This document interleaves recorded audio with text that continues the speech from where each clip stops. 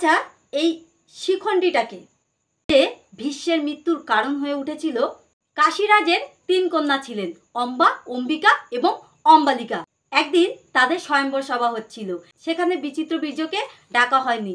এ কথা জেনে ভীষ্ম প্রচণ্ড রাগ হলো।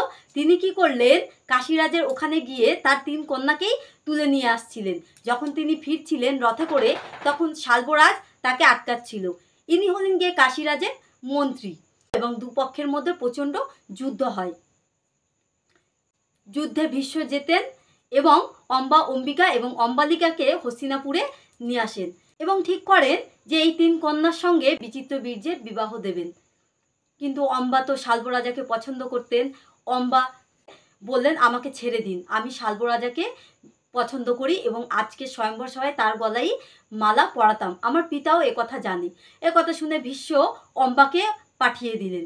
কিন্তু অম্বা যখন শাল্বরাজার কাছে গেলেন, তখন শাল্বরাজা অম্বাকে অনেক কথা শোনালেন যে তুমি তো হস্তিনাপুরে থেকে এসেছো, তোমাকে তো আমি গ্রহণ করব না।